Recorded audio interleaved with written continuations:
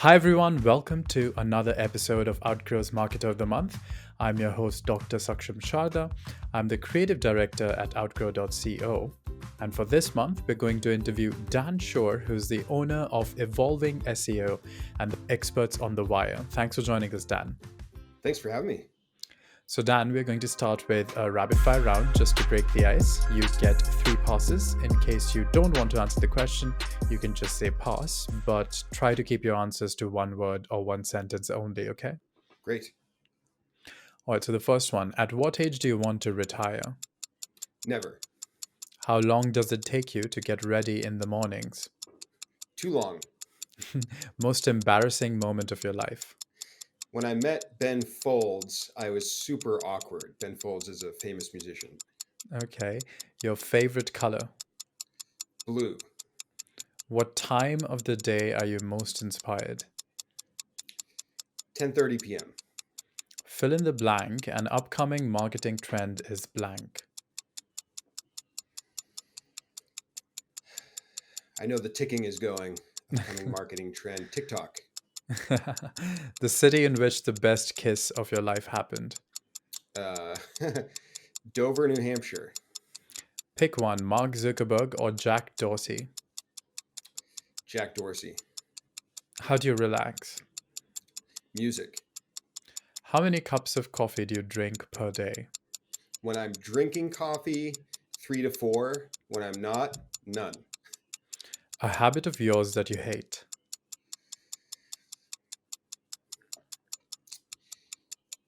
Talking too quickly. The most valuable skill you've learned in life. The 80-20 principle. Your favorite Netflix show. The Office. Okay, well, that's the end of the rapid fire round, but tell us about the 80-20 principle. What's that? So it's a principle that means that 80% of your growth or results come from only 20% of the input. It's an imbalance, the Paretos Principle.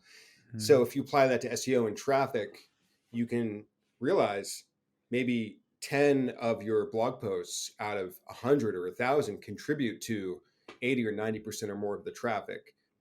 Or maybe 10 of the items you do in an SEO audit, 2 of those contribute to improvements in growth, that 80, 90%. So if you can really figure out what the minimal is that's creating the large output, you can be more efficient, you can grow traffic better and more quickly. And the 80-20 is something I apply to literally every single thing I do in marketing and SEO in my life in general. Okay, yeah. And where does it come from, like the principle? I first heard of it from Tim Ferriss years ago. He tweeted a really great article about it. And then somebody wrote a book called the 80-20 Principle. And he didn't invent the principle. It's called Pareto's Rule. And I think it originally came about from an Italian mathematician that realized that there was this rule. It's almost like a law of nature that's around us everywhere. And once you discover how to tap into that and think 80-20 and analyze 80-20, it will literally change your strategy, how you approach being efficient, being productive. It literally changed everything for me when I discovered it. Okay, so let's start with like the beginning of you discovering things. So you were a piano teacher for almost half a decade. So what caused you to transition into the world of marketing and SEO? To do music and piano teaching, I had also been creating my own websites. And when I got married and moved to a new area, I lost all of my previous students in business. So when I moved to this area, I needed students. So I built myself a website and taught myself local SEO in order to get probably half of my new studio of piano students. And then I started doing SEO for my father's companies and some friends and my dentist. And I realized that it was something I really loved doing when I could, I didn't mind building the websites, but when I got to the part where I could actually optimize keywords and things for traffic, that was the part that I truly loved doing. And then went back in 2009 when I discovered Moz and Whiteboard Fridays with Rand Fishkin and the Beginner's Guide to SEO and all that stuff. And I saw that there was a big community out there of people that were doing SEO professionally full time. And then I also discovered the SEO 101 podcast way back then. I mean, it was like the only SEO podcast back then. And unfortunately, one of the hosts recently passed away, John Carcutt. But when I discovered those things, then I realized I wanted to shift my career from teaching into SEO. I viewed it as sort of stepping up into the adult world, so to speak. And part of it too is I didn't mind teaching kids, but I really just loved music. But teaching kids specifically was never a passion of mine. And so this gave me the ability to pivot into something where I was actually dealing with, adults instead of children. So that was another big part of it for me. So, how important do you think is getting buy in and support from web development for SEO? This might come as a shock, but I think it's not important whatsoever. In my experience, when I work with clients, the people I need buy-in from are the ones that are telling the developers what to do.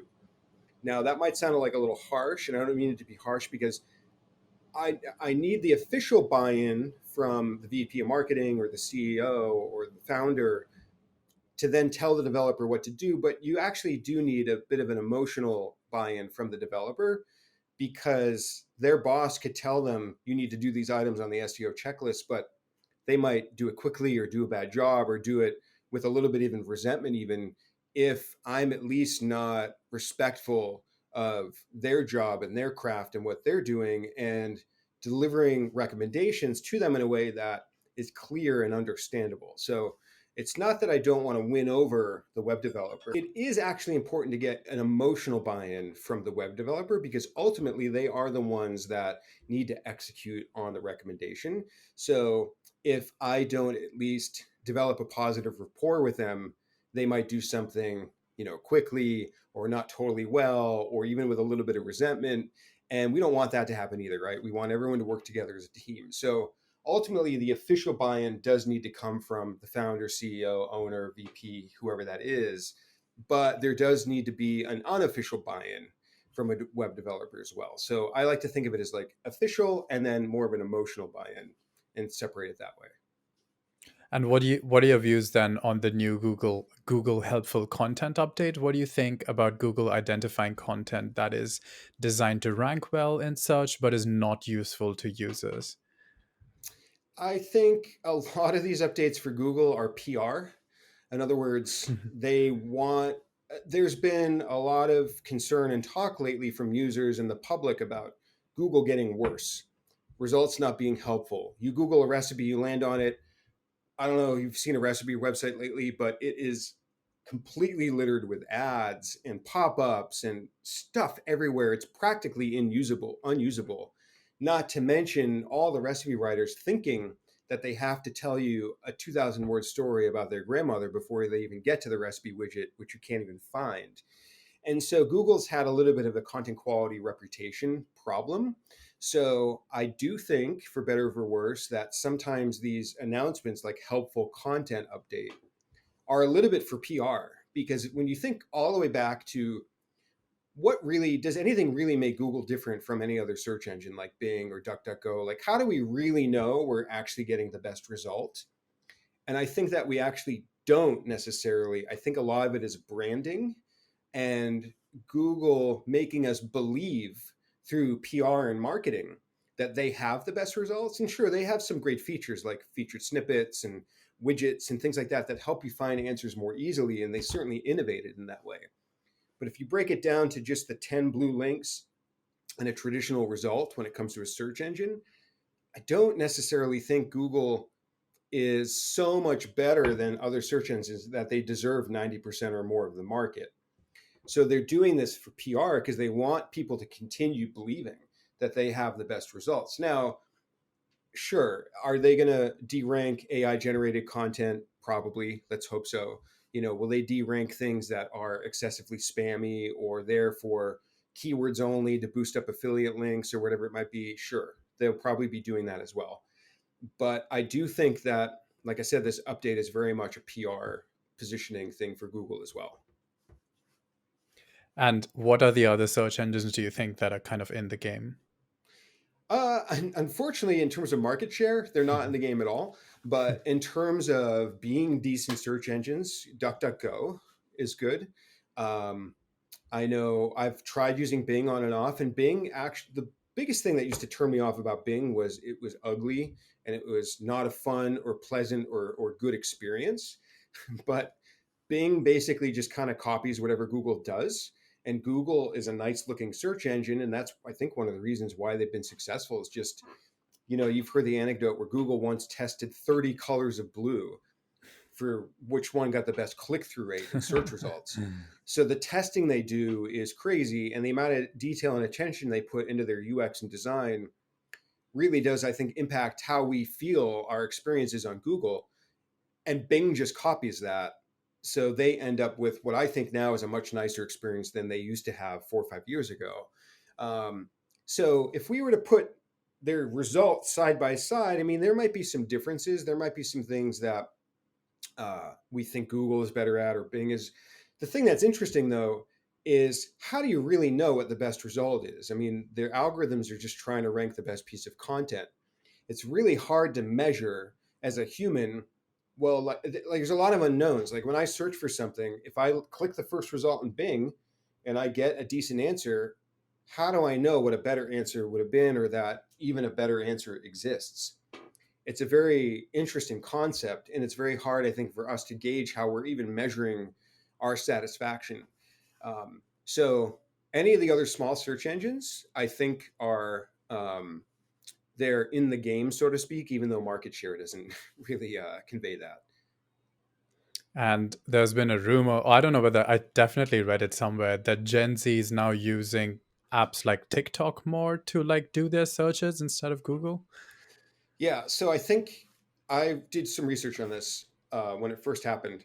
If you trace all the way back to that where that came from, somebody from Google was giving an interview, and he Mm. said, according to a study, quote unquote, more Gen Zers are searching TikTok and Instagram for a restaurant when they want to find something to eat. Mm. All the headlines turn that into more people are searching TikTok than Google. I see. They took out Instagram, which was a piece of that percentage, and they took out the fact that this was restaurant searches only. And I think, I'm not going to go to TikTok or Instagram and search for a doctor or search for how to change a flat tire, right? I mean, maybe for these tiny niche little searches, there might be some things better or more appealing to somebody younger that wants video. Uh, but first of all, I want to know where that Googler got that stat. Where's that study? And then second of all, people definitely inflate it to be like all of TikTok searches are bigger than Google, and that's just not the case. Hmm. And so, do you agree with the statement that Gen Z users have grown tired of constant pivots by apps like Facebook, causing it to drop out of the top 10 apps list? I think what happens is Facebook comes along. Every new platform that comes along appeals to younger people, college kids, etc. As their parents and grandparents start to join those platforms, like with Facebook, Hmm. think of it like a place, like a mall, right? A mall starts out, it's all kids. Then what if that mall's demographics and customers end up being parents and then grandparents? The kids don't want to be there anymore, so they leave and go to the next thing. Hmm. And so I think what it really is an aging up of each platform. And as Facebook aged up, they went to Instagram. And as Instagram aged up, they went over to TikTok. And I think that's a large part of it. And then what happens is Facebook sees Instagram doing better. And of course, Facebook bought Instagram, so they own both. But Facebook thinks, oh, we need to copy Instagram because they must be doing something better because all the kids like it and the signups are increasing, when it's really just people kind of jumping from one thing to the next to like get away from parents and grandparents. And that's probably not the only reason, but I think that's a large part of it. And then so those app developers, they keep pivoting because they're trying to keep going to what they think TikTok is doing next. And I don't think it's the pivots that bother people as much. It's just more like that's the natural progression of platforms. And what do you think is going to be the successor to TikTok? I don't know. I know if I had a guess, it would be something like an AR or VR. Hmm. Um, and is Facebook and Mark Zuckerberg going to be the people to do that with the metaverse? I don't know. I think they're really working against that branding and that perception from younger people that are like, I don't want to do Facebook. Mm. But I do think it will probably be something VR or AR related. Mm. And what are your thoughts on Oracle beginning to audit TikTok's algorithms and content moderation models? I think it's smart. I think that whether TikTok becomes a big search engine, it's quite clear that they are the most influential platform right now when it comes to how people are creating content, how people are discovering new things. And you look in Google, you look at all the Google searches people are doing to find things on TikTok, right? Whether it's a trend or a Hmm. person or whatever it is. And it just goes to speak like search volume conveys how popular something is. So I think it's smart. I think that I thought 3 years ago I was late when I started thinking about TikTok in terms of social media marketing for clients. And I still think maybe I'm a little late right now, but I still think in reality, it's actually a little early. I think that you're seeing a lot of B2C type content on TikTok, but eventually all the B2B stuff is going to be on TikTok as well. And I think that's when you're seeing things really start to mature, is when all the B2B content starts to move to a platform, which is sort of happening, but not quite yet. And what are some industries in which B2B content is doing well on TikTok? B2B, I think there's people that teach marketing on there, but I Hmm. think they're still teaching it to individual people. I don't think that a VP of marketing is on TikTok yet Hmm. looking at that marketing content. I think it's still the stuff I see in terms of marketing is still geared towards the independent blogger or affiliate marketer and things like that. And I'm not enough in the know of other B2B industries to know what else is being successful there on TikTok. I'm only a little familiar with the marketing. And like I said, everything else I've seen successful there is more B2C oriented right now. But then in that case, in the case of Instagram, what kind of B2B has kind of established itself there now that we are seeing the move away to TikTok? B2B, I'm definitely less familiar with what's being Hmm. successful on Instagram.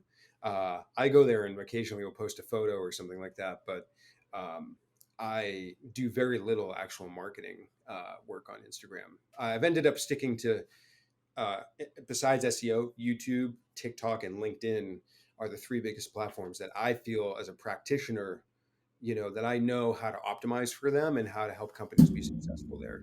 Instagram, I feel like is there your visibility is dwindling there, just like it was in Facebook years ago, where your reach is getting really, really small. So if a business comes to me and they're like, well, what should we do? Should we do YouTube, TikTok, or Instagram or LinkedIn? If they're B2C, absolutely TikTok and YouTube. Instagram only if they have extra resources, and maybe it's a really visually appealing product like food or fashion or something like that. And then if they're B2B and they're asking about those platforms, I say LinkedIn and YouTube, and experiment with TikTok. Maybe be early, maybe build your channel early until more of the B2B stuff happens there. But I barely ever recommend Instagram to people. Hmm. So going back to SEO, then, are you in agreement with the claim that increasing page ranking requires a high keyword density? Nope. I think a high keyword density might just happen by accident or as an artifact of trying to make a really good piece of content. The bigger thing to really focus on is what I would call topical completeness. The example I always give is like if you're writing an article about New York City, you would mention Empire State Building, Statue of Liberty, Central Park, all the commonly occurring topics and entities that you would expect to see in a high quality piece of content about New York City. So I really love and use a tool called contentaced.com. It's actually developed by the sister of the developer of Keywords Everywhere, which is a really popular plugin which gives you search volume in Google. So same family, so to speak. And Content Aced, if you plug in a keyword in your content, it will tell you all the topic gaps that are missing from your piece of content.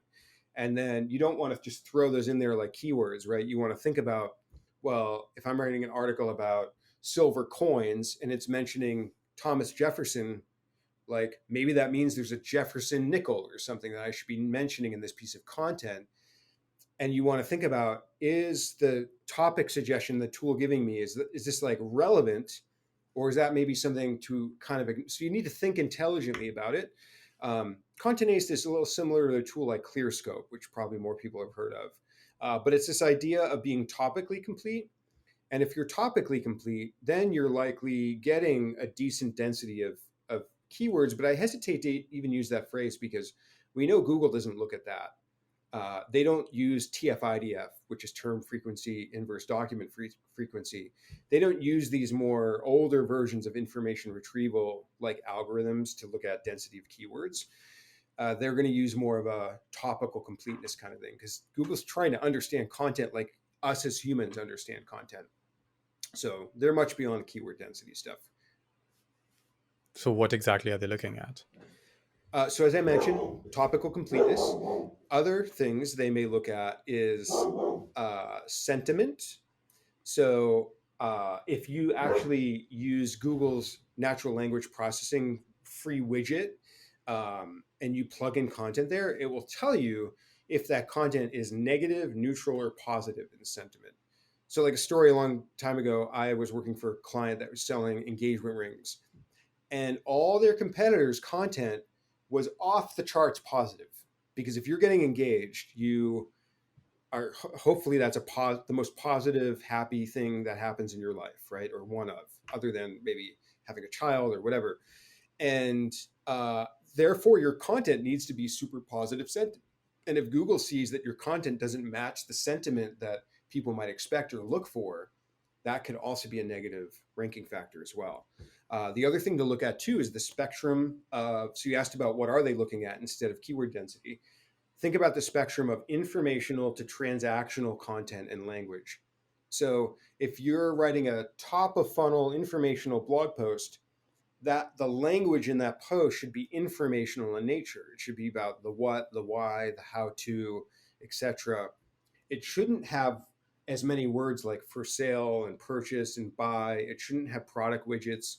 And Google's looking at where on the spectrum is your content informational to transactional. And your content needs to match the intent of the search query, right? So one of my clients sells precious metals, and they have these buyer's guides where they actually rank for things like buy silver with a piece of content, not a category page, but that piece of content is very down the funnel and transactional in nature. And it can't just say buy silver in the title, right? Like your title tag's not going to fix a piece of content that doesn't match the intent of the searcher. The other thing to think about too is writing clarity. So a tool like HemingwayApp.com, I use all the time. It's free, and you put your content in there, and it will tell you, it will highlight all the very hard to read sentences, all the hard to read sentences. It will give you a rough reading grade. And I've had some clients just clean up the writing quality of their content and have it rank a little bit better. Because Google is trying to read content like a human. They're trying to use natural language processing to understand what a piece of content is about. And if the writing is unclear, they're going to have a harder time understanding the content, just like we do. So that's something really important as well. And then one last thing I'll mention is thinking about the level of your reader. So if you Google SEO, you're going to see beginner's guides ranking there because the Google search SEO is likely somebody that's a beginner, right? It's not an advanced search. But if you tried to do an advanced guide to SEO and you had language and content in the content itself that was more advanced in nature, you would have a very hard time ranking just for the word SEO because it's not targeting the right audience. So those are several things to think about way beyond just keyword density. And now switching to LinkedIn, do you agree that the depth of insight is critical in addition to writing on a consistent basis to generate a high level of reader engagement? I think consistency barely matters on LinkedIn. I think if you want to accelerate your growth, you're going to post there very often. So that might mean consistent, like once a day or 3 times a day or something like that. But I barely posted at all on LinkedIn for months. And then I did 2 posts, and each one of those got, I think, over 3,000 or 4,000 impressions each, right? and I have a decent amount of connections and following that I've built up over the years on LinkedIn. But in other words, the LinkedIn algorithm still works for you. Whereas even if you don't have a large following or you don't post often, if you post something good, so the first part of that question being like, I think, is it high quality and written by an expert and that kind of thing? That's more important than LinkedIn. Because I see people post every day that just aren't interesting and they don't do well. They might get a couple thumbs up, or they might just be sharing a link or something like that. But it's really the quality of the post in LinkedIn that I've seen make is like the number one thing for success there. Okay, well, that was the last question. Thanks everyone for joining us for this month's episode of Outgrow's Market of the Month. That was Dan Shure, who is the owner of Evolving SEO and the host of Experts on the Wire. Thanks for joining us, Dan. Thanks for having me. It was fun. Check out their website for more details, and we'll see you once again next month with another Marketer of the Month.